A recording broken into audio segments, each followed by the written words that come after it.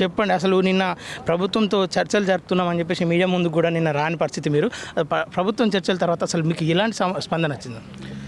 ఇప్పుడు వాస్తవంగా అయితే ఇది సిఎల్పి లీడర్గా ఉన్నప్పుడు బట్టి విక్రమార్క గారు ఇదే స్థలంలో మా అందరి సమక్షంలో గద్దారు స్మృతివనం ఏర్పాటుకు సంబంధించినటువంటిది వారు వేలాది మంది ప్రజల సమక్షంలో అనేక సంఘాలు అంటే దళిత సంఘాలు, ఆదివాసీ సంఘాలు, బహుజన సంఘాలు, తర్వాత అన్ని పార్టీల వాళ్ళ సమక్షంలో ఇదే సెంటర్లో వారు అనౌన్స్ చేయడం జరిగింది ఆ రోజు. అయితే వారు మేమందరం అనుకున్నట్టు ప్రభుత్వం సోయిలేని ప్రభుత్వం బొందబెట్టబడ్డది, ఈ కాంగ్రెస్ ప్రభుత్వం రావడం జరిగింది. కాబట్టి గద్దారు జన్మదిన అంటే జయంతి వేడుకలు ఈ నెల 31వ తేదీ నాడు ఘనంగా నిర్వహించాలనే ఆలోచనతోటి ఇక్కడ ఉన్నటువంటి స్థానిక దళిత సంఘాలు, బహుజన సంఘాలు, తర్వాత ఇక్కడ ఉన్నటువంటి అన్ని పార్టీలకు సంబంధించిన వాళ్ళందరూ కలిసి ఈ విగ్రహాన్ని ఇక్కడ ప్రతిష్ఠ చేయడానికి పూనుకోవడం జరిగింది. ఈ విషయాన్ని గత 15 రోజుల క్రితమే బట్టి విక్రమార్క గారి యొక్క అనుమతితోటి, వారి ఆదేశాలతోటి పోస్టర్ ఆవిష్కరణ చేసిండు, కరపత్రం విడుదల చేసిండు. అవన్నీ చేసిన తర్వాత మరి కమ్యూనికేషన్ గ్యాపా లేకపోతే రియల్ ఎస్టేట్ వాళ్ళ యొక్క దుర్మార్గపు ఆలోచనల వల్ల వాళ్ళ యొక్క ఇక్కడ ఈ భూమిని ఆక్రమించుకోవాలన్నటువంటి చేసిన ఆలోచన కానీ మొత్తానికైతే హెచ్ఎండిఏ పేరుతోటి ఉన్నటువంటి అధికారులు వచ్చి ఇక్కడ వాళ్ళు కంప్లైంట్ చేయడం, ఈ స్థానిక పోలీసులు కంప్లైంట్ చేయడం, పోలీసులు వచ్చి ఇక్కడ పర్మిషన్ లేదని కేసులు పెట్టడం, ఇవన్నీ చేసిండ్రు. ఇదంతా జరిగిన తర్వాత మేము నిన్న ఉదయం నుంచి ఈ జిల్లా మంత్రి అయినటువంటి దామోదర్ రాజనరసింహ గారితో, ఈ జిల్లా ఇన్ఛార్జ్ మంత్రి అయినటువంటి కొండ సురేఖ గారితో, అదేవిధంగా మన బట్టి విక్రమార్క గారితో, రేవంత్ రెడ్డి గారితో, తర్వాత నిన్న సాయంత్రము రాత్రి 8 గంటల ప్రాంతంలో శ్రీధర్ బాబు గారితో, తర్వాత దానం కిషోర్ గారు, వారు దీనికి ప్రిన్సిపల్ సెక్రటరీ ఈ హెచ్ఎండిఏకి మున్సిపల్ అడ్మినిస్ట్రేషన్కి, వారితోటి ఇంకా ప్రభుత్వ సలహాదారు అయినటువంటి వేం నరేందర్ రెడ్డి గారితో, తర్వాత మన మధు యాష్కి గారితో, ఇంకా మాకు అక్కడ కలిసినటువంటి అనేక మందితోటి, అద్దంకి దయాకర్ గారు, ఇట్లా ఎవ్వరు కలిస్తే వాళ్ళతోటి దాదాపుగా నిన్న 5 గంటల నుంచి రాత్రి 8:30 వరకు సెక్రటరియట్లో అది 3వ అంతస్తు, 4వ అంతస్తు, 6వ అంతస్తు అని తిరుక్కుంటూ మేము అనేక రకాల ప్రయత్నాలు చేస్తే రాత్రి 11:45 సమయంలో దానం కిషోర్ గారి యొక్క ఓఎస్డి జోగినిపల్లి శ్రీనివాస్ గారు ఫోన్ చేసి అన్నీ క్లియర్ అయిపోయినాయి, మీరు పనులు చేసుకోవచ్చు, ఎలాంటి అభ్యంతరం లేదు అని వారు నాకు ఫోన్ చేసి చెప్పిండ్రు. తెల్లవారిన తర్వాత ఇక్కడికి కూడా వచ్చి కలెక్టర్ గారి ఆదేశాలతోటి ఎంఆర్ఓ గారు, ఇక్కడ మున్సిపల్ ఎవరైతే ఉన్నారో అధికారులు వాళ్ళు, తర్వాత హెచ్ఎండిఏ నుంచి అనురాధ మేడం గారు, తర్వాత వాళ్ళ డిఎస్పి ఎవరైతే ఉన్నారో సత్తయ్య గారు, ఇట్లా అనేక మంది అధికారులు అనధికారులు అందరు కూడా వచ్చి టెక్నికల్ నాన్ టెక్నికల్ గెస్టెడ్ ఆఫీసర్లు అందరూ వచ్చి కొలతలు కొలిసి దీనికి సంబంధించినటువంటి అనుమతులు ఇవ్వడం జరిగిందని వాళ్ళు చెప్పడం జరిగింది. అయితే మేము అడుగుతున్నది వాస్తవంగా ఇక్కడ ఒక స్మృతివనాన్ని ఏర్పాటు చేయాలనేది బేసిక్గా మా డిమాండ్. ఆ రోజు సిఎల్పిగా లీడర్గా ఉన్నప్పుడు బట్టి విక్రమార్క ఇచ్చినటువంటి హామీ కూడా అదే. అయితే దాన్ని ఇంకా పూర్తి స్థాయిలో ప్రభుత్వం, మేము ఇప్పుడు దీనికి మమ్మల్ని పూర్తి వివరాలు అడుగుతున్నారు, సర్వే నెంబర్లు, భూమి వివరాలు, తర్వాత ఎవరి తరపున నిర్వహిస్తారు ఎట్లా అని వాళ్ళు అడుగుతున్నారు. కాబట్టి ఇక్కడ మేమందరం చర్చించుకొని గద్దార్ గలం ట్రస్ట్ తరపున మేము ఒక ట్రస్ట్ ఏర్పాటు చేసి, నిన్న వెన్నెల గారు కూడా మధ్యాహ్నం నుంచి రాత్రి వరకు మాతోటే ఉండి సెక్రటరియట్లో వాళ్ళతోటి వీళ్ళతోటి మాట్లాడడం జరిగింది. కాబట్టి ఇట్లా వాళ్ళ కుటుంబ సభ్యులు గద్దారు గలాన్ని కొనసాగించడానికున్న మాలాంటి గద్దారు దళం సభ్యులుగా ఉన్నటువంటి వాళ్ళు ఎవరైతే ఉన్నామో, ఇది పార్టీలకు సంబంధం లేదు, ఇది కులాలకు సంబంధం లేదు, మతాలకు సంబంధం లేదు. తెలంగాణ రాష్ట్ర సాధన కోసం 1997 నుంచి ఈ రాష్ట్ర ఆవిష్కరణ వరకు నిరంతర కృషి చేసినటువంటి మహనీయుడు ఆయన. ఇవాళ ఆయనని ఎంత కొనియాడినా తప్పులేదు వాస్తవంగా చెప్పాలంటే. ఇవాళ మనం ఒక కాళోజీ నారాయణరావు గారి కంటే, జయశంకర్ గారి కంటే, ఇంకా ఇతర ఎంతోమంది వ్యక్తుల కంటే కూడా ఆయన ఒక సిద్ధాంతకర్తగా, ఒక కార్యకర్తగా, ఒక నాయకునిగా వీధికి తిరిగి పనిచేసినటువంటి గద్దరన్నని ఈరోజు ఈ విధంగా అసలు ఇదంతా ప్రభుత్వం చేయాలి. అంటే సార్ ఇది మనం చూసుకున్నట్లయితే గద్దర్ గారు చనిపోయినప్పుడు అటు ప్రభుత్వం లాంఛనాలతో చేసుడు కావచ్చు, ఇటు కాంగ్రెస్ ఏదైతే ఎల్బీ స్టేడియం తాళాలు ఇవ్వకపోతే గేట్లు బద్దలు కొట్టైనా సరే ఎల్బీ స్టేడియంలో గద్దర్ గారి మృతదేహాన్ని అక్కడ పెట్టి అందరు దర్శించుకున్న తర్వాత ఇంటికి చేరాలన్న ఫైట్ చేసింది కాంగ్రెస్ ప్రభుత్వం ముంగటుండి అప్పటి కాంగ్రెస్ పార్టీ. అట్లాంటిది రెండో రోజుకి నిరాహార దీక్ష చేరిందని చెప్పేసి అంటే మనం ఎట్లా చూసుకోవచ్చు సార్? అసలు అంటే ప్రభుత్వాలకి సోయి ఉండలేదు. ఇప్పుడున్న సమస్యలు ఏంటంటే ఈ ప్రభుత్వాలకి సోయి లేని ప్రభుత్వాన్ని బొందబెట్టి మేము ప్రజల తరపున ఉంటాం, ప్రజా సంక్షేమం కోసం ఉంటాం, ప్రజలు కోరుకున్న నచ్చిన మెచ్చిన పాలన చేస్తాం, మేము పాలకులం కాదు సేవకులం అని ముఖ్యమంత్రి గారు ప్రకటించారు.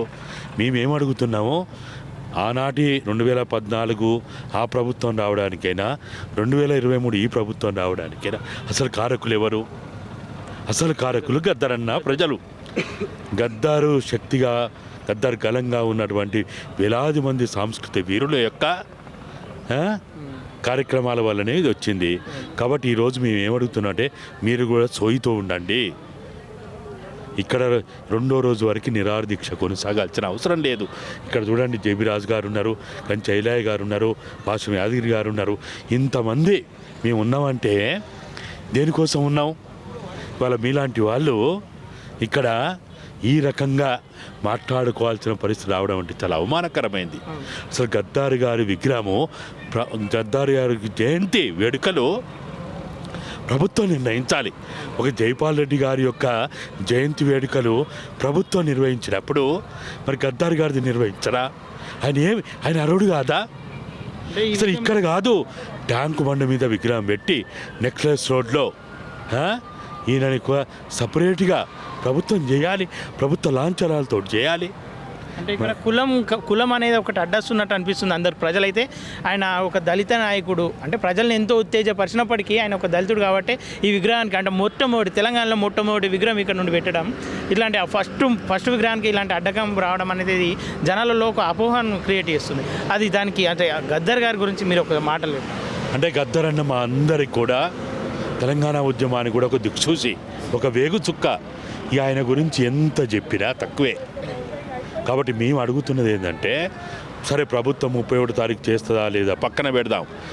గద్దరు ఆశయాలు కొనసాగించడానికి ఉన్నటువంటి మాకన్నా సహకరించాలి కదా. మేము మా కోసం అడుగుతలేము. ఇక్కడ మాకేమీ బంగ్లాలు కట్టుకునేది లేదు, భవంతులు కట్టుకునేది లేదు, విందులు వినోదాలు చేసేది లేదు కదా. మేము అడుగుతున్నది గద్దారు స్మృతివనాన్ని ఏర్పాటు చేస్తే అది కూడా మేము అన్నట్టు ఏదో కోట్ల విలువైనటువంటి భూములు అడుగుతలేము. అరే ఇక్కడ ఇది వాస్తవంగా చెప్పాలంటే ఇది దళితులకు ఇచ్చిన భూమి, అసైన్మెంట్ ల్యాండ్ ఇది. మరి ఇక్కడ ఇటువంటి భూమిలో అడుగుతున్నప్పుడు మీకేం సమస్య? మీకు వచ్చిన బాధ ఏంది? మీకు వచ్చిన కష్టం ఏంది? కాబట్టి వెంటనే భేషజాలకు పోకుండా మేము అన్ని విధాలుగా 4 గంటలు సెక్రటరియట్లో మొట్టమొదటిసారి నేను కాలు పెట్టిన, ఇప్పటివరకు సెక్రటరియట్లో అడుగు పెట్టలే. మరి మేము అడుగుతున్నది ఒక ధర్మంతో కూడిన, న్యాయంతో కూడిన డిమాండ్. కాబట్టి అది గద్దరన్న స్మృతి వనం కోసం అడుగుతున్నాం, గద్దరన్న కుటుంబ సభ్యుల కోసం అడుగుతలేం, గద్దరు వారసుల కోసం అడుగుతున్నాం, తెలంగాణ కోసం అడుగుతున్నాం. గద్దర్ అంటే తెలంగాణ సంపదది. అటువంటి సంపదకి నిలయంగా ఉన్నటువంటి గద్దరన్నని కనీసం కీర్తించుకోవాల్సినటువంటి బాధ్యత మనది. గద్దరన్న కీర్తించుకోకపోతే, గద్దరన్నని మనం ఈరోజు కొనియాడకపోతే అసలు మనం తెలంగాణ తెచ్చుకుని ఏం చేసినట్టు? నాకేమనిపిస్తుంది అంటే సార్, ఇలా గద్దర్ విగ్రహాన్ని నడి రోడ్డు మీద నిలబెట్టి ఒక అనాథం చేసినట్టు, అంటే అప్పుడు ఆయన రాజకీయ లబ్ధి కోసమే కాంగ్రెస్ గద్దర్ విగ్రహాన్ని వాడుకుందని నాకు అనిపిస్తుంది. మీరేమంటారు సార్? ఆ రోజు ఏదైతే అటు కాంగ్రెస్ పార్టీ అయినా అటు ఆ ప్రభుత్వం టీఆర్ఎస్ ప్రభుత్వం అయిన ఇద్దరు ఆ రోజు పోటీలు పడి ఒకరినొకరు పోటీలు పడి వాళ్ళు ఆ రోజు సరే ఏది ఏమైనా ఆ రోజు వాళ్ళ బాధ్యతగా వాళ్ళు చేయాల్సింది చేసిండ్రు. మేము ఏమడుగుతున్నామంటే శవం మీద రాజకీయాలు చేయడం కాదు, ఆశయాలను కొనసాగించడం బాధ్యత. శవాల మీద పేలాలు ఏరుకుంటే కాదు, శవాల మీద రాజకీయాలు చేస్తే కాదు, ఆశయాలని ఆచరణలో పెట్టడమే పాలకుల బాధ్యత, కనీస బాధ్యత. మీరు మీ పనులలో మీరు ఉన్నారు. ఆ పనులు నిర్వహించడానికి మేము కాలు బలపం కట్టుకొని మేము ఉన్నాం కదా, మేము చేస్తామంటున్నాం కదా. మరి మాకైనా అవకాశాలు ఇచ్చి మేము డబ్బులు అడుగుతలేము. ఇప్పుడు ఇక్కడ ఏర్పాటు చేయడానికి సుమారు 15-20 లక్షలు ఖర్చు అవుతుంది. ఈ 15-20 లక్షలు వాళ్ళని అడుగుతలేము. మీ దాన ధర్మాలు, మీ రక్తం కూడా అడుగుతలేము. మేము అడుగుతున్నది కనీసం గౌరవంగా గద్దరన్న స్తూపావిష్కరణ చేసుకోవడానికి అనుమతులు ఇవ్వండి.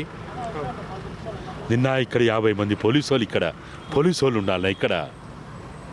ఆ రోజు గద్దరు అంతిమ యాత్రలో పోలీసు వాళ్ళు ఉంటారు. ఆయన అంతిమ కార్యక్రమం అప్పుడు తుపాకులు కాల్చి ఘనంగా చేస్తారు, నివాళులు అర్పిస్తారు. మళ్ళీ ఇక్కడికి వచ్చే విగ్రహం పెడతా అంటే ఇక్కడ అడ్డగింతల కేసులు. ఇప్పుడు మన అక్కడ ఉన్నటువంటి భరత్ మీద కేసులు పెట్టిండ్రు. కేసులు పెట్టడమా? ఇంత అన్యాయమా? ఇంత ఘోరమా? ఇంత బరితెగించి చేయడమా? ఇది ప్రభుత్వానికి ఇది ఎట్టి పరిస్థితుల్లో సరిపోదు. కాబట్టి వెంటనే ప్రభుత్వం భేషజాలకు పోకుండా దీని వెంటనే స్మృతి మనం ఏర్పాటు కావాల్సినటువంటి అన్ని కాగితాలు మేము ఇస్తాం. మీరు ఏది అడిగితే ఇవ్వడానికి మేము రెడీ ఉన్నాం.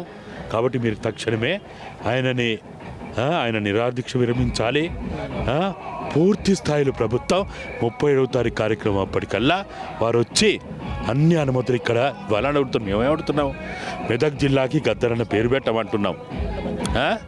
అదేవిధంగా స్మృతి మనం ఏర్పాటు చేసి ఆ గద్దార్ గలాన్ని కొనసాగించడానికి కళాకారులకు శిక్షణా కేంద్రం ఇది. ఆ శిక్షణా కేంద్రం ఏర్పాటు చేయాలంటున్నాం. అది కూడా ఒక ట్రస్ట్కి ఇవ్వమంటున్నాం. కాబట్టి దయచేసి ప్రభుత్వం వెంటనే ఈ పని చేయాలని కోరుతున్నాం. ఇంకా ప్రధానమైన డిమాండ్ లేదు మెదక్ జిల్లాకు పేరు పెట్టడం కానీ వీటిపైన మీ ఉద్దేశం ఏంటన్నా? అయినా ఇప్పుడు భూపాలపల్లి జిల్లాకి జయశంకర్ జిల్లా అన్నాం. ఇంకెక్కడెక్కడెక్కడ పేర్లు పెట్టినాం. దేవుళ్ళ పేర్లు పెట్టిండ్రు, వ్యక్తుల పేర్లు పెట్టిండ్రు, యూనివర్సిటీలకు పేర్లు పెట్టిండ్రు, ఎన్నెన్నో చేసిండు కదా. గద్దరన్నకి ఆయన అర్హుడు కాదా? అసలు ఎవరికంటే తక్కువ అయినా, దేనికంటే తక్కువ అయినా? సాంస్కృతిక రంగం, కళారంగం, పోరాట రంగం, ఉద్యమ రంగం. ఆయన ఇండ్లలో కూర్చొని కవితలు రాయలే, పాటలు రాయలే. ఆయన చనిపోయే వరకు ఆయన ప్రజల్లో ఉన్నాడు.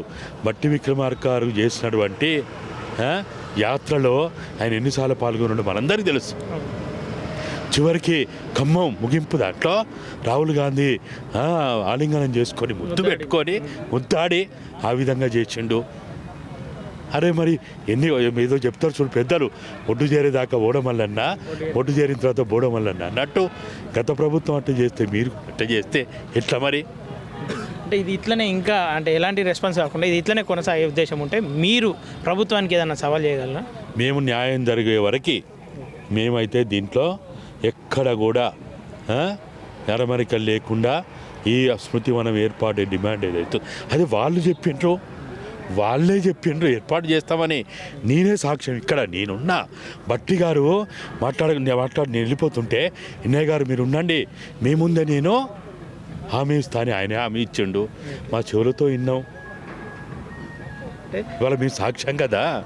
విగ్రహ ఆవిష్కరణ పాంప్లెట్లో పేరు కూడా ఆయన పేరు ఉండంగా ఇట్లాంటిది రావడము కొంచెం ఆశయంగా లేదన్నా? చాలా బాధాకరం, అవమానకరం. ఇది అవమానకరం. ఇటువంటి జరగవద్దు.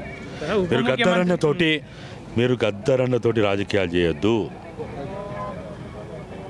గత ప్రభుత్వం రాజకీయం చేసింది, మీరు కూడా అట్నే చేస్తే ఎట్లా? గత ప్రభుత్వం రాజకీయం చేసిందనే పొందబెట్టినాం. మరి మీరు కూడా అట్లా చేస్తే ఎట్లా? మీరు చేయొద్దు కదా. కాబట్టి మీరు ఇప్పుడైనా కానీ 37వ తారీఖు ఇక్కడికి వచ్చేలోపు గౌరవంగా ప్రభుత్వం తరపున మీరు ఆలోపు ఏం కావాలని అడగండి. ఏ పేపర్లు ఇవ్వాలన్నా, ఎలాంటి వివరాలు కావాలన్నా, మీకు ఏ అనుమానాలున్నా అడగండి. ఇవ్వడానికి మేము సిద్ధంగా ఉన్నాము. మేము వస్తామంటున్నాం. ఎక్కడికి పిలిస్తే అక్కడికి మా ఖర్చులతో వస్తామంటున్నాం.